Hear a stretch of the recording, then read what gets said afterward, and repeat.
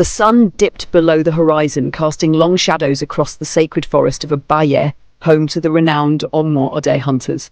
These were no ordinary hunters. They were guardians of the land, the chosen mediators between man and the spirits of the wild. For centuries, their bloodline had carried the blessings of Risha Oshala, the deity of the hunt. Yet with blessings came great burdens. Among them was Adéjùmò, the youngest son of Ajogún, the current leader of the Ọmọ Ọdẹ. While his father's name was spoken with reverence across the land, Adéjùmò felt unworthy of his lineage.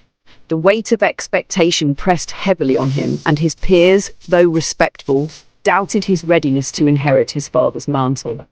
Adéjùmò's hesitation was not born of cowardice, but fear of failing a legacy that had stood for generations.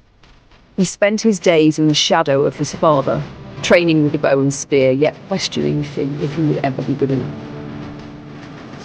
One evening, as the hunters prepared for their nightly patrol, a chilling scream echoed from the forest. Villagers rushed to the edge of the woods, their faces pale with fear. A survivor stumbled into the clearing, his body covered in claw marks, gasping, "Ajogún! Ajogún has returned!" Ajogún, the devourer of souls, was a malevolent spirit of legend. It was said that Ajogún had once been a hunter who defied the gods, cursed to roam the forest in vengeance against mankind. For decades he had been silent, but now his wrath had awakened, and he was abducting villagers and corrupting the land. Obayim called for an emergency council of the Ọmọ Ọdẹ. As their leader, his voice was calm but firm. "Ajogún is a threat to us all. We must stop him before his darkness spreads further." Adéjùmò listened in silence, his heart pounding. He wanted to prove himself, but feared he was not ready to face such evil. That night, Adéjùmò dreamed of Orisotla. In a glowing forest, the deity appeared before him, her crown of antlers glistening. Her voice was both soothing and commanding. "Adéjùmò, you are destined to lead, but to defeat Ajogún, you must uncover the truth of your bloodline. Trust in your heart, and the forest will guide you." Waking with newfound resolve, Ajogún joined the hunters on their journey into the forest. His childhood friend Tanu, a skilled archer, walked beside him, offering quiet encouragement. "You're stronger than you think," she said. As they ventured deeper, the forest grew darker.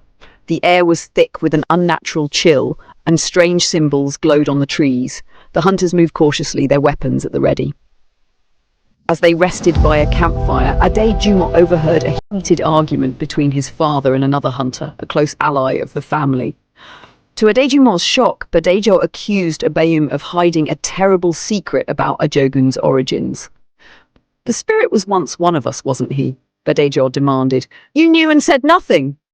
Obayim's silence confirmed the accusation.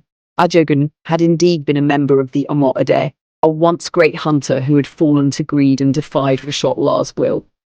Adéjùmò confronted his father later. "Why didn't you tell me?" he demanded. Obayim's voice was heavy with regret. "I wanted to protect you. Ajogún is a reminder of what happens when we let pride and anger consume us. But now you must face him and restore our honor." With this revelation, Adéjùmò's resolve strengthened. He realized that the legacy of the Ọmọ Ọdẹ was not about perfection, but the courage to confront darkness, both external and within. The hunters reached Ajogún's lair, a twisted clearing where the trees seemed to writhe in agony. Ajogún emerged, a towering figure shrouded in mist, his glowing red eyes filled with malice. The hunters attacked, but Ajogún's strength was overwhelming. Arrows bounced off his misty form, and spears shattered against his claws. Adéjùmò remembered Orisotla's words, "Trust in your heart." He closed his eyes, drawing on the energy of the forest. His spear began to glow with divine light, a gift from the deity. With a fierce cry, he leaped into the air, striking Ajogún's heart. The spirit let out a deafening roar before dissolving into mist. The forest fell silent, and the glowing symbols faded. The legacy lives on. The hunters returned to the village as heroes, but for Adéjùmò, the greatest victory was within. He had embraced his destiny, not as a shadow of his father, but as his own man. At a grand feast in the village, Obayim placed his hand on Adéjùmò's shoulder. "You have proven yourself, my son. The future of the Ọdẹ is bright." Adéjùmò smiled, looking around at the people he had sworn to protect. He knew his journey was far from over, but for the first time, he felt ready to lead. As the moon rose over the forest, the sound of drums and laughter filled the air, a celebration of courage, unity, and the enduring spirit of the Ọmọ Ọdẹ. Thank you for watching Seen and Heard Stories. If you enjoyed this tale, don't forget to like, share, and subscribe for more captivating African folktale stories. See you in the next story.